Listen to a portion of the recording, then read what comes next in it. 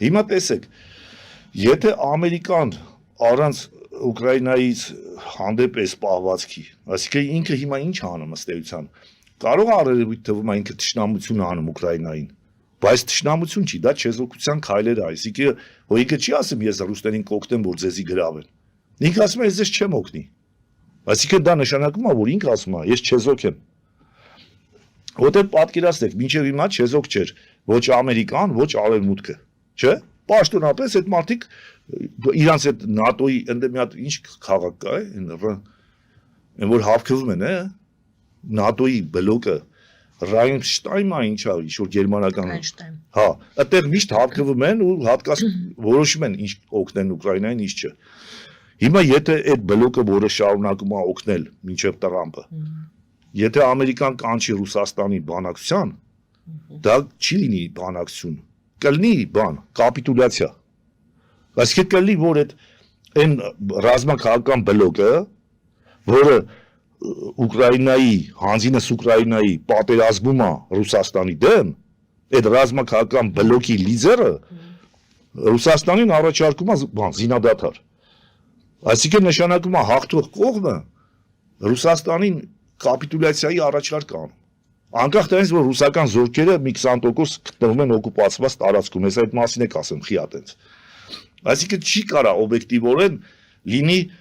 Ռուսաստանի համար որևէ տեսքով ընդունելի։ Եթե Պուտինը համաձայնվի, գեներալ-տետը դրանք խփի որպես դավաճան։ Որտեվ կասի դու գնում ես թշնամական ռազմաքաղաքական բլոկի լիդերի հետ բանակցելու, որտեղ բոլորն էլ գիտեն, որ օրինակ այդ առաջի համաշխարհայինում Գերմանիան,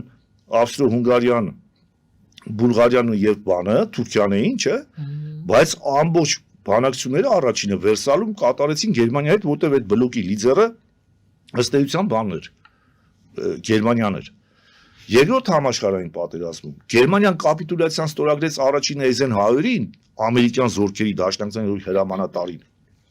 որից հետո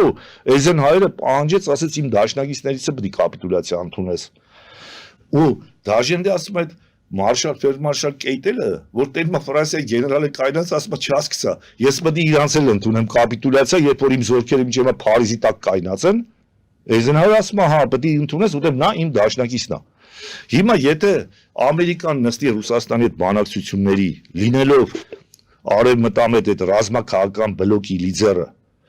որ Ռուսաստանի նստի բանակցության ինչ որ բան որ ստորագրեն, դրանից հետո ըստ էության դա կապիտուլյացիայի պես բան կլինի, դրանից հետո Ամերիկան կարա պահանջի հերթով Ուկրաինայից սկսած, Ֆրանսիայից վերջրած բոլորի հետ ստորագրի, որտեղ իրանք մի բլոկի ներկայացուցիչ են։ Ու դա ռեալ առումով բացառված է, որ տես բան տեղի ունենա։ Որպեսզի դրա համար կարողանան բերեն նստեցնեն Ռուսաստանի բանակցության սեղանի շուրջ,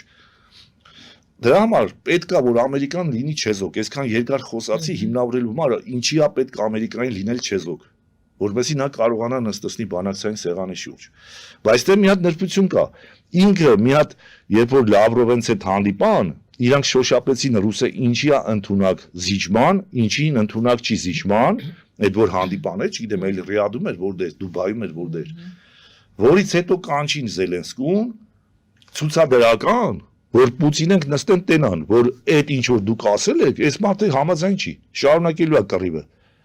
Հիմա ինքը ասում է ես չեմ օգտելու, որպեսի ամբողջ աշխարհին ցույց տա պաշտոնապես, որ ինքը չեզոք է, որ ինքը այսինքն իրավունք ունի բանակցություններ կազմակերպի, ու դա Ռուսաստանի համար կապիտուլյացիայի առաջարկ չի։ Բայց մյուս կողմից իրան պետք է որ Եվրոպան, Արևմուտքը կամ Ճապոնիան, Ավստրալիան այդ բլոկը շարունակի Ուկրաինային օգնել, որպեսի ռուսը նորից այդ վայնայստաշչենի այդ մաշեցման պատերազմով, որտեղ ռուսական ժողովրդին ինքը բացայտ ըստ էության ասում է շանս կա կռիվը կայնստելու զոհեր չտալու, հիմա Պուտինին դնում է տուպիկ։ Այսինքն Պուտինը դառնում է ինքնանպատակ, հա, ուզում է կռվի, զոհեր տա մսխի ռեսուրսները առանց հույսի, որ ինքը կարա այդ Ուկրաինա երկիրը գրավի։ Շատ է թե 20% օկուպացնել է, դա խնդիրի լուծում չի, էլի։ Դրա համար ինքը դրանով արդեն համ հույսերը առաջացնում Ռուսաստանին, որ շահեկան ձևի դուրս գան այս պատերազմից։ Համ էլ նրանց էլ հրահրում է որ օգնեն, որ ինքը սա հույս չունենա, որ հենց չեմ էլ բացառում, որ կարող առանձին սիգնալ են տվել, ասել են քեզ մի ամիս ժամանակ, կարաս մտի Կիևը գրավի։ Եվրոպացիներն ասել են, դուք եթե մեր սահմանիկն եք, այդ Տրամպը նոր չի ասում, այս 8 տարի է, ասում է 3%, 1.5% եք բանանում, դա համար պատական չէր, որ այդ Վենսը եկավ, Մյունխենում հելավ կվրտեց սաղին։ Ասեց, հելեք ձեր գործը արեք։ Այս առումով ինքը որ Եվրոպային հրելա, որ Եվրոպան այդ նագրուսկեն վեկալի 2 ամիս կամ 4 ամիս, այսինքն մինչև զինադադարի սեղանին նստելու, բանակցային սեղանին նստելը, իրանք պետքա ոչ թե դա խոսքով ասեն, այլ ամբողջ աշխարհը պետք է տենա, որ Ամերիկան չի օգնում Ուկրաինային, այսինքն ինքը չեզոք է, ուստի ինքը իրավունք ունի, որպես արբիտր հանդես գա։ Ստրատեգիա, էսի Տրամպը փորձում է անի իր անձնական ամբիցիայից ելնելով, բայց Ամերիկայի խորհրդային պետությունը նրան չի խոչընդոտում կամ նույնիսկ աջակցում է, որովհետև իրանք է ստանում են այլ բան։ Ամերիկան դառնում է արբիտր։ Արբիտր ում երկրորդ միջուկային տերության վրա։ Իսկ երկրորդ միջուկային տերությունը հավասարեցվում է Ուկրաինայի, Գերմանիայի պես կարգավիճակի։ Հələ չհաշված, որ ինչ տեսքով էլ զինադադարը կնքվի, այդ փաստացի ասենք ենթանենք Ռուսաստան դուրս չգա զորքերը կամ Ուկրաինան ինչ-որ զիջում անի, չէ, միևնույնն է իր ցանկացած զինադադարի կնքում Ռուսաստանի համար ստեղծելու է խնդրեմ, որ նա այլևս աշխարհի որևէ անկյունում չի կարա որևէ կոնֆլիկտի միջնորդ հանդես գա։ Այսինքն թե ինքը մինչև հիմա ասենք Վրաստանի, Օսեթիայի, Աբխազիայի համար խաղապահի կարգավիճակ ուներ, ճիշտ է, այդ օզորք մցեց անեքսարեց։ Մոլդովայում ունի խաղապահի կարգավիճակ, ասենք հիմա այստեղ Ղարաբաղում էլ ուներ, ձևական հələ այդ ֆորմալ առումով ունի էտի, ու ընդհանրապես կարող է Բալկաններում էլ ամբիցիա ունի, աշխարհի տարբեր տեղերում կարող է ամբիցիա ունի, եթե ինքը նստելու այս պատերազմական բանով զինադադարի, ինչ տեսքով էլ պայմանագիրը այդ զինադադարի կետերը գրվեն, ներունա ինքը դառնում է պատերազմող կողմ, կապ չունի, որ ինքը մեղավոր է, հրձիկա թե չէ, ասիկը սաղ աշխարհը կճանաչի, հրձիկ Ամերիկան չի ճանաչի, միջնորդ հանդես կգա, ինքը կզրկվի այն իրավունքներից, որ այդ 5 երկրները ունեն աշխարհի տարբեր անկյուններում, որպես իրավարար, որպես արբիտր, լուծելու դա կոնսենսուսով է, այսինքն այնտեղ կարող են նստեն, ասեն Աֆրիկայի այս ֆրանսախոս գաղութներում Ֆրանսիան թող զորք մտցնի, չգիտեմ անգլիախոս նախկին գաղութներում թող խաղապահ ասենք Անգլիան զորք մտցնի կամ Ամերիկան, չէ, սովետն էլ ուներ էդի։ Հիմա այս կոնֆլիկտով, երբ որ ինքը նստի արդեն բանակցության, հետևանքները ահավոր են ելել Ռուսաստանի համար։ Այս է գլխավորը, իսկ թե Ուկրաինան շատ զորք կտա, շատ զորք չի տա, բան, էդի 1000 տարի ճշտված է, ասենք Ամերիկան, էդի բրիտանական մեթոդոլոգիան է, հանի կռվսնի, բայց Ուկրաինան ուզի չուզի իր երկրի անկախության պետականության համար կռվում է։ Հիմա այսքան երկար ինչի համար խոսացի, որ այս մարդիկ չեն հասկանում, ասում են Տրամպը դավաճանել է, բան արել։ Սա թողեթան վեկալ են ուսումնասիրեն այդ Վերսալ Վաշինգտոնյան համակարգը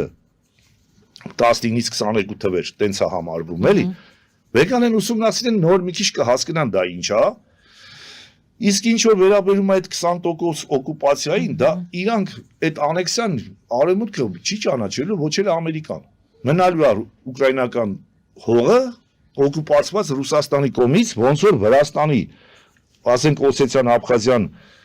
էնի օկուպացրել է, չէ, Ռուսաստանը, չգիտեմ, անկախա ճանաչե տոլի վեկալը իր տարածքա։ Արևմուտքը ֆորմալ առումով չի ճանաչում Ռուսաստանի տարածք։ Հիմա ասեմ դա ինչի համար է Ամերիկան այդպես քայլերի գնում։ Նույնը Մոլդովայի բանով, որովհետև երբ որ այս հարցերը լուծվեն, ասենք այդ Ուկրաինա, Մոլդովա, Վրաստանը դե լուծվել է արդեն, Մոլդովան, բանը Կովկասի հարցերը լուծվեն, իրանք ինչ են անելու, երբ որ Միջին Ասիայի հարցն է լուծվի, հեսա կխոսամ նաև Միջին Ասիայի հետ կապված, երբ որ այդ հարցերը լուծվի, ինչ որ տարիներ հետո, խոսքի 10 տարի, 20 տարի, ես չգիտեմ, այդ Ամերիկայի պլանավորումը կարա լինի էլի, ես դա կարամ ընդամենը ենթադրեմ ինչա կատարվելու, բայց որ ժամկետում է կատարվելու, ես չեմ կարա հաշվեմ, դե պատկերը չունեմ ոչ Ռուսաստանի ռեսուրսների դիմադրության, ոչ էլ Ամերիկայի ռեսուրսների հաղթական։ Դա համար ժամկետ չեմ կարա ասեմ, բայց հերթով ժողովուրդը կտեսնի այդ process-ը հետում է։ Ինքը ինչ անելու, վերցնելու է բուն Ռուսական Ֆեդերացիայի պետությունը քայքայման ճանապարհը ընտրելու, երբ որ ասում եմ այդ բոլոր հանրապետություններին պոկի Լավրովի ասած կրակ է օղակը թշնամական բուֆերը սարքի։ որը հիմա այդ սարքման process-ում է։ Դրանից հետո անցնելու է բուն Ռուսական Ֆեդերացիայի քանդմանը, այնտեղ չեչենները, Թաթարստանը, բանը դե ագին կան ժողովուրդներ, որոնք ապստամբելու են, ասենք չեչենները հայտարարելու են նորից Իչկերիայի հանրապետություն, Ուկրաինան ճանաչելու է Իչկերիայի անկախությունը, Վրաստանը ճանաչելու է Իչկերիայի անկախությունը, ու քանի որ այդ տարածքներում արդեն ելնելու են միջազգային խաղապահներ, Ռուսը չի կարողանալու հարձակվի, եւ որ Ռուսը հելնի, ասենք, նոտա կամ ամերիկացիքի հետ հանդիպի առանձին ասի, դրանքով են իմ տարածքային ամբողջականության դեմ ոտնձգություն են անում, Տրամպը չէ, որովհետեւ ամերիկյան ղեկավար էլի, ասենք 20 տարի հետո։ Ասելու ախպեր, դու օկուպացրել ես Ուկրաինայից 20%, չես ճանաչում իր տարածքային ամբողջականությունը, ինքն էլ չի ճանաչում քոնը, ինչ ես ուզում։ Կարաս փողով առ, չգիտեմ, խնդրի, աղաչի, երգի, պարի, կաշառի, ինչ ուզում ես արա, բայց չլեմ չիմանա միջուկային զենք կամ ռազմական միջամտություն ես, էդի իմ ստեղծած աշխարհակարգին դեմա ես քեզ կխփեմ։ Այսինքն Ամերիկան երբեք խաղի կանոն չի խախտել առ այսօր, սովետը փլուզելուց էլ ստիպեց, որ ռուսները ճանաչեն 15 հանրապետության անկախությունը, հետո նոր ինքը ճանաչի։ Հիմա էլ ինչ որ անում է, էլի ինքը դրա համար ասեցի, նա հենց այնպես չի, որ 250 տարում 11 երկրի է ընդամենը պատերազմ հայտարարել, որից երևի 10-ը իրան հայտարարել են, հետո է ինքը պատասխանը։ Ասենք 10-ը չէ, երևի 7-ը։ Համենայն դեպս երկրորդ համաշխարհային պատերազմում ինքը վերջի անգամ պատերազմը հայտարարել է երկրորդ համաշխարհային պատերազմում Տիկինգանը։ Ասենք Գերմանիա, Ճապոնիան Իրան խփեց Պիրլ Հարբորում, ինքը հայտարարեց պատերազմ, բայց երևի Ճապոնիան հայտարարել էր արդեն, չգիտեմ։ Գերմանիան մի 4 օր հետո 11 դեկտեմբերի հայտարարեց, Իտալիան հայտարարեց, ինքը այդ դրանց փոխադարձ հայտարարեց 3 երկիր՝ Ճապոնիա, Գերմանիա, Իտալիա, որ նրանք էին հայտարարել։ 42 թվի վերջերին էլ արդեն Բուլղարիա, Ռումինիա, Հունգարիային հայտարարեց, որտեղ նա օբշի դաշնակիցների դեմ հայտարարեց, էլի։ Այսինքն սա ինչ եմ ուզում ասեմ։ Այդ մարդը շատ խելոք կարողանում է խաղա ու իր խնդիրները լուծի խաղի կանոն չխախտելով։ Ու ստիպելով, որ հակառակորդները միջազգային նորմերը,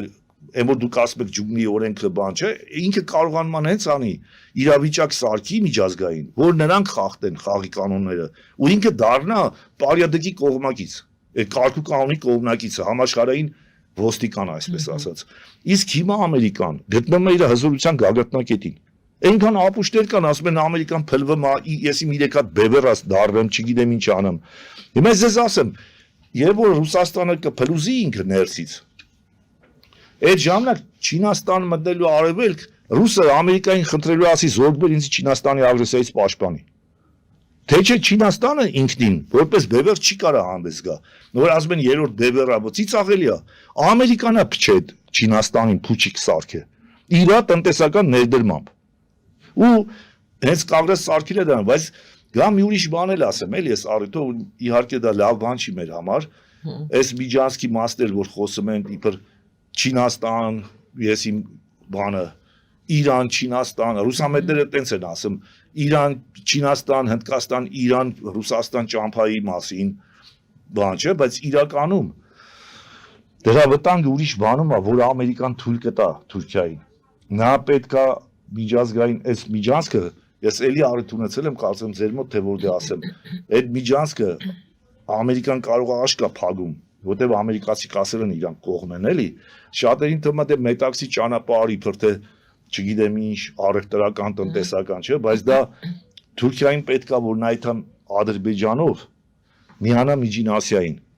որ Միջին Ասիայից Միջին Ասիային հանի Ռուսաստանի դեմ։ Դա Ամերիկայի ստրատեգիական շահերի մեջ մտած տեղավորվող սցենար է։ Բացի Միջին Ասիան, դրանից հետո, դա անելուց հետո, այս Ադրբեջանի միջոցով Թուրքիան Չեչնիա, Դաղստան, բան Հյուսային Կովկասը ապստամբսնի, այն ինչ որ նոր մի քիչ առաջ ասում էի, մի կողմից ապստամբսնելու է Ամերիկան Թուրքիայի ձեռքով։ Մյուս կողմից, ասենք Ուկրաինայի, Վրաստանի, Մոլդովայի ձեռքով էլ ճանաչելու է Իչկերիայի նման պետությունների անկախությունը, իրավական տեսք է տալու այդ փլուզմանը, ինքն էլ չճանաչելով։ Դա համար եմ ասում, Ամերիկան խաղի կանոն չի խախտում, բայց ինքը ռուսին ասելու ախպեր, դու նրա տարածքային ամբողջականությունն ես բան արել, ոտնահարել, չես ճանաչի տարածքը, նա էլ քոնն է անում, համարժեք բան է անում, բայց չեմ չիմանամ հանգած փորձես այդ երկրների վրա խփես։